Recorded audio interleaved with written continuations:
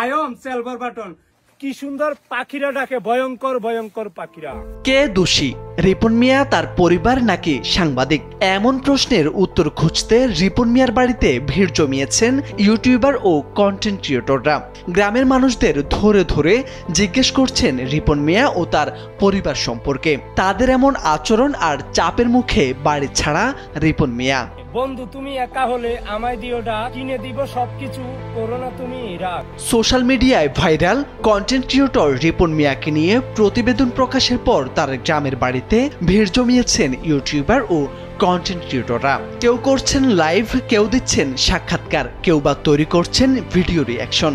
এই অনাকাঙ্ক্ষিত ভিড় আর প্রশ্নের চাপে শেষমেশ বাড়ি ছেড়েছেন রিপন মিয়া ও তার পরিবার। এখন অনেকের সাথে কথা বলছে, অনেকে ভালো বলছে, অনেকে খারাপ বলতেছে। এখন আমি নিজেই কনফিউজ হয়ে যাচ্ছি যে আসল সত্যটা কি।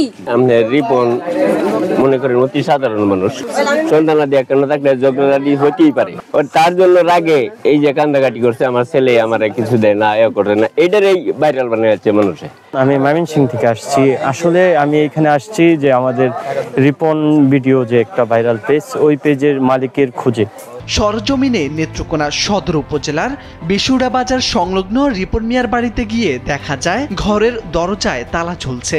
বাড়িতে নেই রিপন মিয়া ও তার পরিবার, তবে স্কুল পড়ুয়া ছোট বোনকে পাওয়া যায় বাড়িতেই। কিন্তু ক্যামেরা হাতে কন্টেন্ট ক্রিয়েটরদের প্রশ্নবাণে জর্জরিত হয়ে সেও কিছুক্ষণ পর স্কুলে ফিরে যান। ভালো একটা ছেলে, আমরা এখন হ্যাঁ তো আমার বড়, কিন্তু এখন পর্যন্ত দিন নেই কেউ সাথে ঝগড়া লাগবে কিংবা কথার কাড়াকাড়ি লাগবে।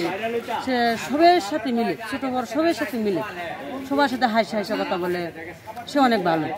খালি বেমানি উঠানে এই যে খাওয়ান খাওয়াইতেছে, এরপরে ওরা কয়না দেখাইতেছে আমি আপন যেটা, কিন্তু আসল যেটা উচিত যেটা সেটাই তো বলতে হয়। স্থানীয়রা জানান রিপন মিয়া শান্ত সহজ সরল এক তরুণ। সোশ্যাল মিডিয়া থেকে যা আয় করেন তা থেকে মাসে 2 থেকে 3 হাজার টাকা বাবা মাকে দিতেন। কিন্তু সাম্প্রতিক অপপ্রচার ও নেতিবাচক সংবাদ তার জীবন ও ভবিষ্যৎ দুটোই নষ্ট করে দিচ্ছে বলে দাবি স্বজনদের। 2000 টাকা করে দেয়, আর উপরে কি দিত? আর বাপ মা আমার সংসারটা নষ্ট করছে, রিপন নষ্ট করতে চাইতেছে। ছোট ভাই যে রবীন্দ্র হ্যাঁ সংসার নষ্ট করছে, দুইটা পোলা তো এক পাত্তা মানে এক মহিলা যায়, দুইটা পোলা তো পাত্তা মানে যায় না, তারপর গেছে গা। রিপন মিয়াকে ঘিরে তৈরি হওয়া বিতর্ক ছড়িয়ে পড়েছে সারা দেশে। অনেকেরই প্রশ্ন, সত্যিই কি রিপন দোষী, নাকি মিডিয়া ও কন্টেন্ট ক্রিয়েটরদের অতিরিক্ত কৌতূহলী তার জীবনকে ওলটপালট করে দিচ্ছে? মোরশেদ আলম, সময়ের আলো।